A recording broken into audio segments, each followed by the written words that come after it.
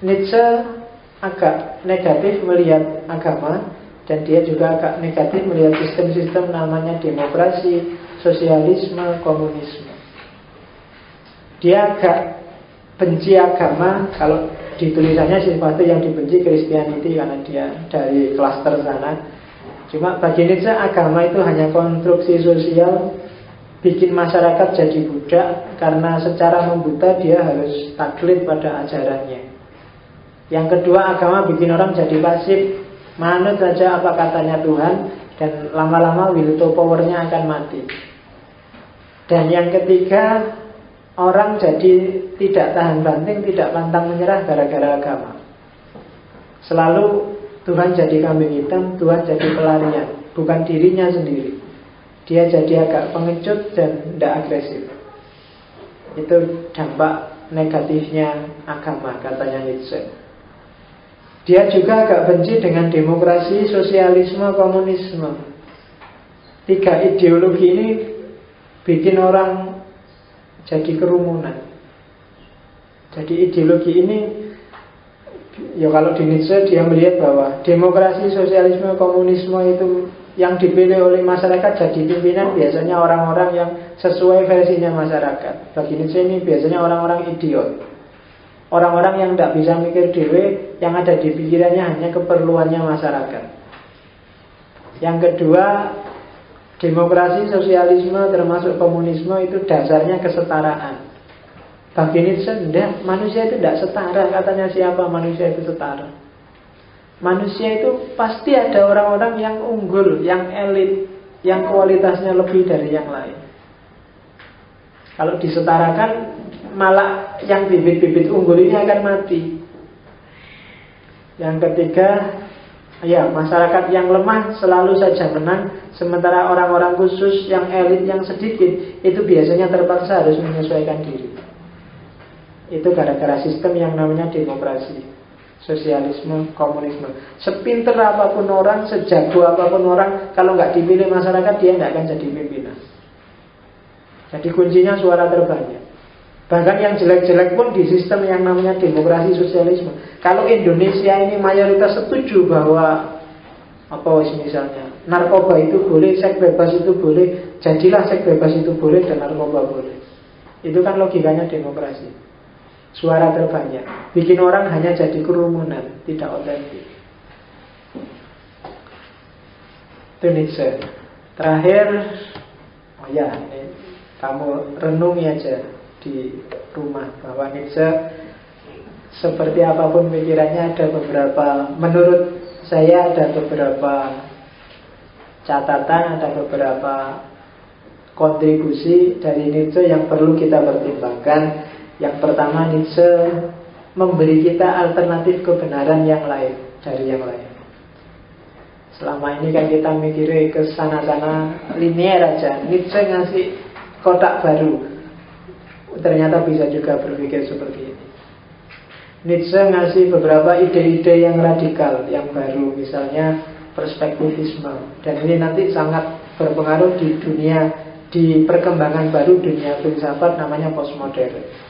Yang kedua, menunjukkan bahwa moralitas itu sifatnya relatif. Kriteria baik buruk itu sebenarnya hanya perspektif saja. Dan yang ketiga, Nietzsche mengajarkan kita menikmati hidup. Kadang-kadang kita tidak sempat menikmati hidup. Mimpi kita terlalu tinggi, ideal kita terlalu jauh, aktivisme dan pesimisme kita kadang-kadang nggak sinkron dengan hidup kita sendiri. Kita nggak sempat menikmati. Dulu sekolah, terus sekarang kuliah, mikir pelajaran, mikir nilai, mikir skripsi, macam-macam, nggak kober menikmati hidup. Jadi kita tidak sempat. Atau kita nikmati hidup tidak sesuai dorongan batin kita. Itu pelajaran berharga dari Nietzsche. Dan Nietzsche juga ngingetin kita bahwa sebenarnya kita lebih banyak menghabiskan waktu tanpa melakukan apa-apa. Kita ogah melatih will to power kita. Kita mekanis saja ikut kerumunan. Bangun pagi, kuliah, makan, tidur, bangun lagi, kuliah, semua terus tiap hari rutin. Tidak ada progresnya. Tidak ada upaya kita untuk bikin kita muncul di tengah kerumunan. Padahal maksudnya Nietzsche ke sana. Dan Nietzsche ngajarin kita juga, ikutilah will to powermu. Tidak apa-apa kamu punya hasrat, tidak apa-apa kamu punya ambisi, kamu punya cita-cita, kamu punya target, ikuti aja. Dan kalau bisa, berpikirlah out of box, di luar kotak. Jangan jadi kerumunan. Tidak selalu yang ada di sekelilingmu itu pasti bagus loh. Kalau temanmu semua ikut ngaji filsafat, nggak mesti loh ngaji filsafat itu penting bagimu. Coba dipikir lagi. Itu out of box. Semua orang bilang bahwa filsafat dong, biar bisa mikir, filsafat dong. Apa yang mau? Coba dipikir sendiri. Untuk konteks kamu mungkin nggak pas. Itu namanya out of box. Jadi jangan jadi kerumunan. Tunjukkan dirimu dalam sejarah. Itu sebenarnya yang menurut saya paling penting dari Nietzsche. Muncul dong, jadi sesuatu kalau katanya saat ini. Jadi, oh iya kan? Jadi sesuatu yang bisa kamu banggakan, yang kamu sendiri puas. Meskipun mungkin orang lain melihatnya biasa-biasa, tapi kan kalau sudah mengikuti will to powermu itu biasanya memuaskan. Jangan mau orang lain semua bangga padamu, salut padamu, tapi kamu sendiri terasing dari dirimu dan kesepian. Itu sengsara luar biasa. Meskipun kamu pakai tadi transvaluasi yang abu-abu. Oh enggak apa-apa ini demi umat. Oh enggak apa-apa ini demi kemaslahatan bersama. Jangan mau kamu dibodoh-bodoh oleh, jangan mau kamu dihapusi oleh masyarakat. Kamu sendiri ingin apa? Kalau masyarakat mau ambil, kalau enggak ya wis. Oh, itu di titik itu bagi saya Nietzsche perlu kamu pertimbangkan. Dan dia memang pengaruhnya luar biasa. Nanti ide-ide yang ditawarkan oleh Nietzsche ini banyak sekali mempengaruhi para filosof belakangan. Tak bilang tadi karena sifatnya aforisme, nanti ide ini diwarisi oleh ini, tapi yang ini ditolak oleh ini, selalu begitu. Mulai dari Iqbal, Mullah Sadra, banyak yang terpengaruh oleh Nietzsche. Oke, saya kira itu. Silahkan yang ada komplain, pertanyaan, yang tidak ngerti apa. Asal jangan tanya gugat Nietzsche ya, aku cuma manut Nietzsche ini tadi. Ya, silahkan. Ya, ini Pak, mengenai gaya filsafatnya Nietzsche, kayaknya ini ada kontra Pak. Di depan itu dijelaskan bahwa gaya filsafatnya Nietzsche ini tentang mengiyakan hidup, tetapi ketika dia berbicara tentang eksistensi, malah dia harus mendekatkan ke pengiyaannya itu. Coba kita contohkan yang seperti yang tadi itu, karena mengiyakan hidup ini akan melahirkan yang namanya mentalitas Buddha. Mentalitas Buddha, padahal ini kan ditolak oleh mentalitas Buddha, karena manusia itu harus melahirkan will power kayak gitu. Nah, ketika tadi juga dijelaskan dia membenci agama, dia membenci sosialisasi, demokrasi, berarti kan dia tidak mengiyakan itu, Pak. Ini kan bertolak belakang dengan gaya filsafatnya dengan eksistensialisme. Oke, jadi mengiyakan hidup itu jangan menipu dirimu. Agama, demokrasi, dan itu menipu dirimu. Kamu disuruh ikut apa maunya orang banyak. Mengiyakan hidup itu kalau kamu pinginnya apa, ya itu. Jadi, dan Nietzsche ngasih tentang agama, tentang mentalitas Buddha ini karena inilah nanti yang sering bikin kamu tertipu, bikin kamu tidak mengiyakan hidupmu. Sebenarnya kamu pingin gini, tapi yo kok masyarakat yang kayak gini dianggap jelek ya, akhirnya terus kamu mundur. Tapi aku pingin gini, tapi kok di agama ada dalilnya ya aku tidak boleh gini, terus kamu mundur. Jadi ini yang bikin kamu menidakkan hidup akhirnya. Mengiyakan hidup itu ya wis apa adanya, dirimu ekspresikan, apa keinginanmu lampiaskan, apa cita-citamu wujudkan.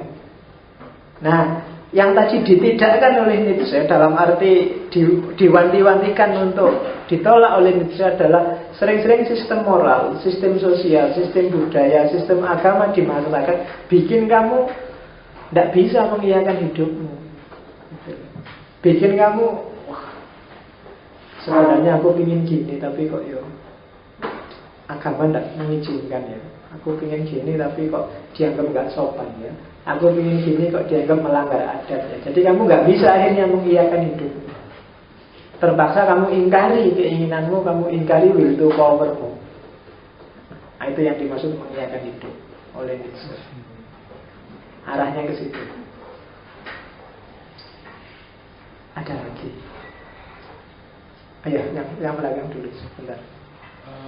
Tadi dikatakan Nietzsche itu menolak sistem ya, kemudian dia juga bisa setuju dengan prinsip-prinsip kenegaraan seperti demokrasi. Kemudian sebenarnya ada sih konsep negara ideal. Enggak, Nietzsche nggak pernah ngomong itu, tapi nanti model Nietzsche ini diadopsi oleh Hitler. Jadilah Nazisme.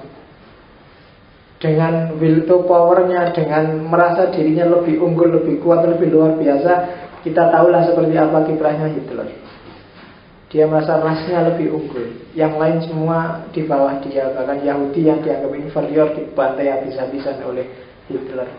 Dia sangat nanti kalau kamu baca Mein Kampf-nya Hitler bandingkan dengan Dus Perang Zarathustra, akan banyak kelihatan bahwa Hitler sangat terpengaruh oleh Nietzsche yang tentang negara. Tapi Nietzsche sendiri nggak pernah ngomong itu. Dia hanya melihat sistem apapun, termasuk yang namanya negara, sistem politik, sistem sosial, sistem budaya, yang bagi dia menghalangi ekspresi diri seorang individu, sistem itu harus dilawan.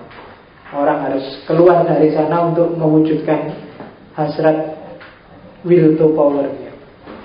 Itu aja. Ya Mas. Ya, yang pertama gini Pak, dari gaya berpikir filsafat Nietzsche ya. Yang pertama kan dia gagasannya itu kan seakan-akan seperti yang dijelaskan Bapak, itu kan melompat-lompat, tidak sistematis. Tapi saya lihat dari penjelasan Bapak itu sepertinya ini kan tetap dari Nietzsche semua. Dan saya lihatnya ini kok sistematis, ini bagaimana ini? Ya, yang mensistemkan para pembahasnya Nietzsche. Yang pertanyaan berikutnya kemudian terkait dengan konsep moralitas yang dibangun oleh Nietzsche. Dia kan menyebutnya bahwa apa yang disebut moral itu kan sebetulnya hanya buatan manusia. Tidak ada yang absolut, tidak ada yang permanen. Sehingga ini kan kemudian akan menciptakan diri individu yang kacau. Sehingga oh ini hak saya, oh ini hak saya. Ini kan anti kemapanan. Ini bagaimana? Ini sebetulnya Nietzsche ini mau diarahkan kemana filsafat yang seperti ini? Kemudian terkait dengan berikutnya terkait dengan konsep moralitas tuan dan budak. Ini kan sebetulnya berbicara masalah moralitas, baik itu berada pada posisi tuan maupun budak. Ini kan sangat kompleks sebetulnya. Taruhlah misalnya seperti kasus korupsi, misalnya itu kan sebetulnya adalah konsep moralitas, walaupun sifatnya agak sedikit egois. Ini sebetulnya ini apakah kita harus melompat ke sana? Oke. Masih apa ya? Kemudian Tuhan itu kan sebetulnya terkait dengan transcendental. Jadi kan Tuhan itu kan sebetulnya selama ini didefinisikan sebagai dasar dari segala sesuatu. Itu Tuhan. Tetapi kan Nietzsche malah menyebutnya, wah itu hanya sebatas konstruksi. Baru kemudian ini saya coba kaitkan dengan filsafat lainnya tentang Tuhan.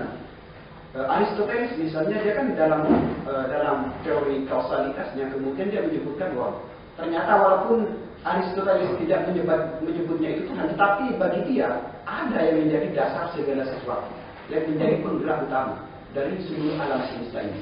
Ini kan kemudian ini bagaimana nih? Kalau ditinjau kita mencoba memposisikan diri pada pemikiran Nietzsche, Tuhan ya jelas tidak ada. Karena bagi Nietzsche ya, ini hanya sebatas konstruksi. Walaupun pada hakikatnya pada saat Nietzsche mengatakan ini konstruksi, sebetulnya ini Nietzsche sedang membangun konstruksi yang lain. Maka pertanyaannya, ini solusinya bagaimana? Kemudian pertanyaan berikutnya, menurut pandangan Bapak sendiri Tuhan itu ada? Oke. Masuk harus tanya aku kurang jelas. Aku bertuhan apa gak bertuhan? Secara nanti ya, saya hari ini hanya juru bicaranya Nietzsche. Saya tidak percaya. Oke. Ini jadi Nietzsche lagi ini, jangan ditanyain. Bagi Nietzsche tidak ada sistem. Nietzsche adalah pengagum Darwinian, struggle for the fittest. Jadi monggo, kamu mau tempur, mau tawuran, monggo, tapi yang kuat yang akan menang. Kalau kamu mentalitas budak, kamu akan dijajah, kalah, dan jangan ngersuloh kalau kamu dijajah, karena kamu memang lemah. Itu yang ada di pikirannya Nietzsche. Kamu, lu kok gitu? Katanya, memang kenyataannya hidup itu gitu ya. Kamu yang kalah itu terus biasanya bikin sistem moral abu-abu, kan kalah itu tinggi, kalah itu. Tenang aja, Nietzsche kafir, nanti masuk neraka itu. Karena kita, kalau bagi Nietzsche mentalitas kalah, mentalitas budak. Dunia ini isinya hanya pertarungan itu aja. Ada orang yang bisa mengekspresikan will to power-nya dengan segala kekuatannya, ada yang tidak bisa, ada yang tidak bisa. Ini nanti biasanya terus bikin sistem moralitas sendiri. Jadi bagi Nietzsche, maka jadilah Superman. Setiap orang kalau bisa jadi Superman kalau bisa. Dan nanti kalau tabrakan, nanti chaos, nanti ya biar aja chaos. Loh ya, kan? Loh, nanti akhirnya chaos kan jadi tertib lagi dan ya itu tadi struggle for the fittest. Yang kuat yang akan menang, yang lemah akan kalah dan dijajah. Sadar apa enggak apapun bentuk penjajahannya. Ya kalau modelnya Hitler terus jadi fisik, jadi pembantaian. Tapi hari ini mungkin polanya sebenarnya sama, cuma kamu nggak sadar aja bahwa sebenarnya yang kuat sebenarnya yang sedang menguasai kita. Entah kuat dari sisi moralitas, entah kuat dari sisi keilmuannya, entah kuat dari sisi apanya. Itu yang pertama. Yang kedua yang tentang Tuhan. Ini saya memang tidak percaya, kan tadi tak bilang sejak umur 23 tahun dia tidak percaya Tuhan. Dia tidak percaya Arab dia Pak. Dan banyak yang percaya juga banyak. Dan biasa saja kalau di filsafat ada yang percaya, ada yang tidak percaya. Betul. Tidak apa-apa, tidak percaya. Kalau kamu tanya saya, semua argumen filsafat yang membuktikan Tuhan itu ada kelemahannya. Termasuk Aristoteles yang kamu sebut tadi, itu dikritik habis. Dan kritiknya banyak tentang itu. Kapan-kapan kalau kita masuk sesi filsafat ketuhanan.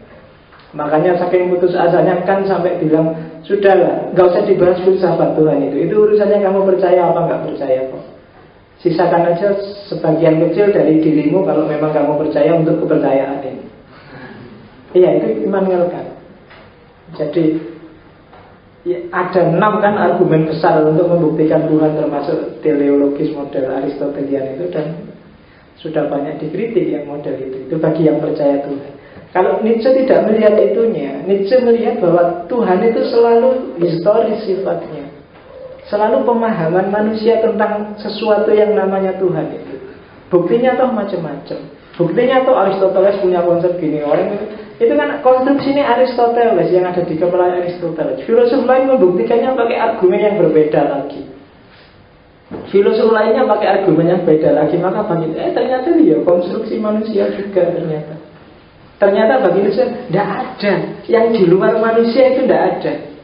Semua yang di luar manusia itu yang membunyikannya manusia. Semua yang di luar manusia itu yang bikin manusia. Tentang surga, neraka atau macam-macam itu semua tentang manusia. Sehingga kalau dibahas pakai filsafat itu mesti pro kontra luar biasa. Mesti pertarungan argumen, dan sampai sekarang masih belum selesai. Masih ada pro dan kontra. Para filosof juga masih taruh. Orang kosmo sudah nggak masuk itu lagi, mungkin karena dianggap sudah itu memang urusan kepercayaan masing-masing.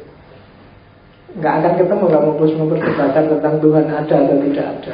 Diskusi itu dianggap sudah selesai tanpa ada keputusan jelas.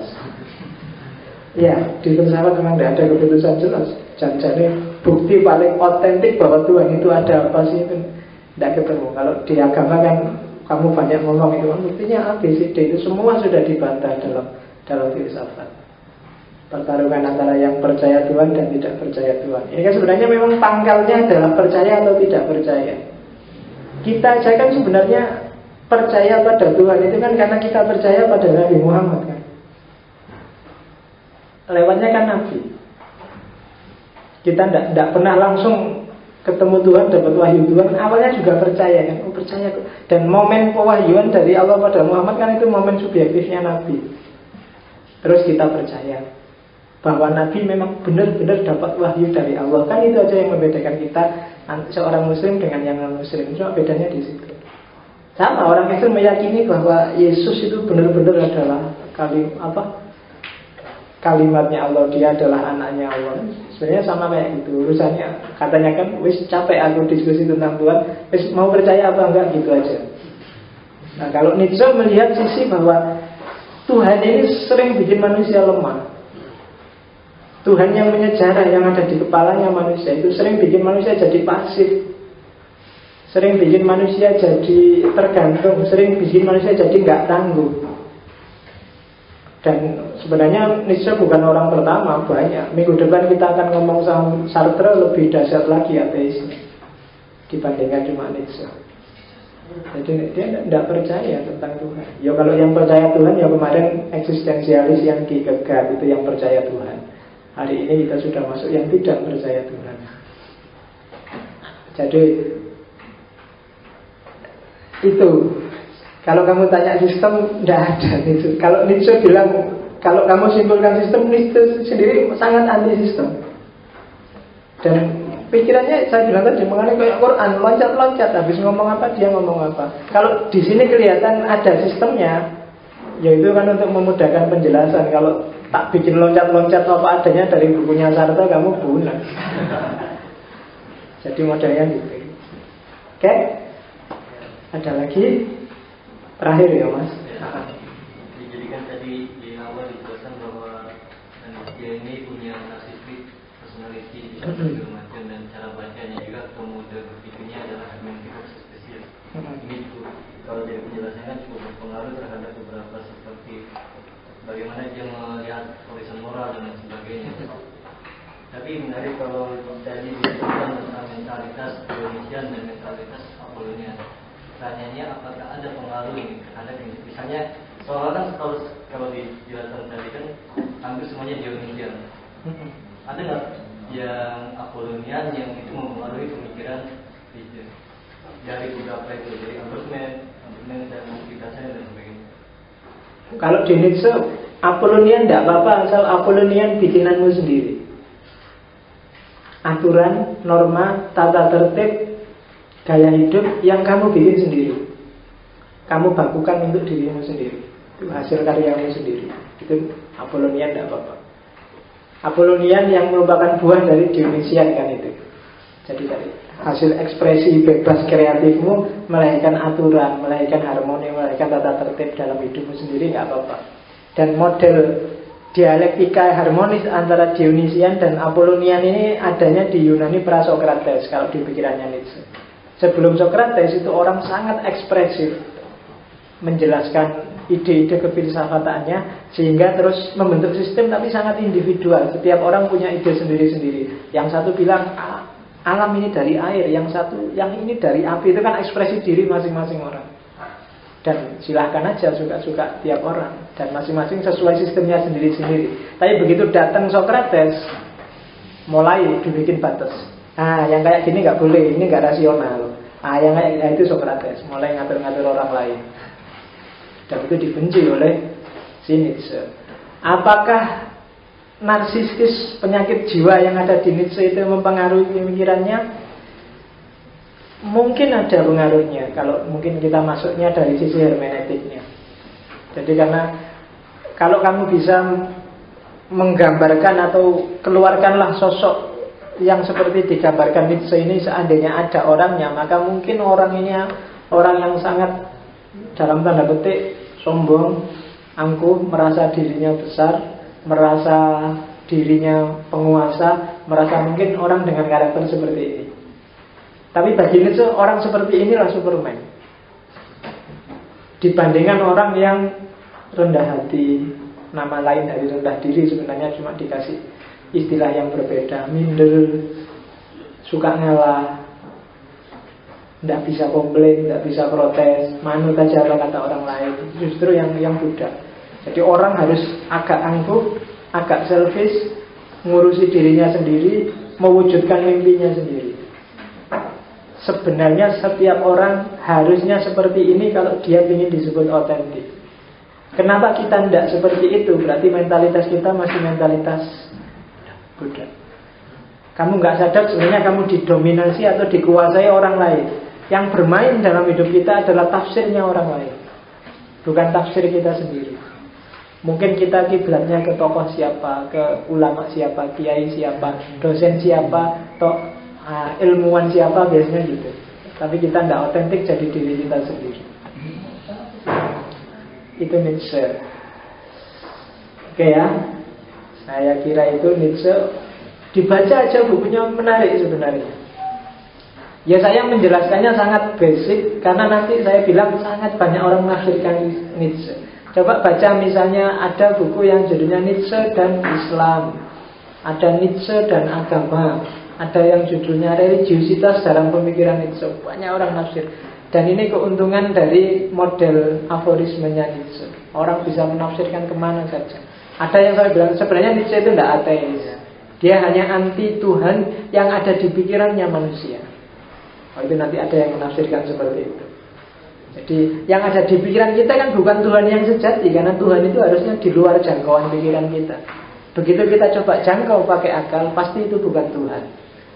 Nah itu ada yang menafsirkan seperti itu. Dan seterusnya. Itu menariknya Nietzsche.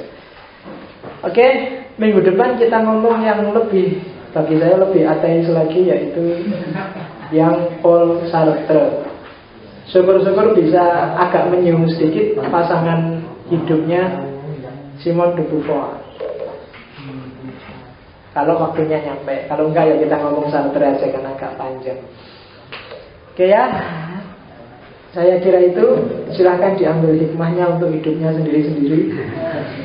Ya kan, hikmah itu kan gitu. Dari sekian banyak pemikiran, mungkin ada 1-2 mutiara, ada 1-2 hikmah yang bisa kamu ambil dan bisa kamu manfaatkan untuk hidup. Karena al-hikmah itu dolatul mukmin. Hikmah itu barang hilangnya seorang mukmin. Temukan itu di mana saja, termasuk dari mulutnya seorang Nietzsche. Saya akhiri sekian. Wallahu a'lam bishawab, wallahul muwaffiq. Wassalamualaikum warahmatullahi wabarakatuh.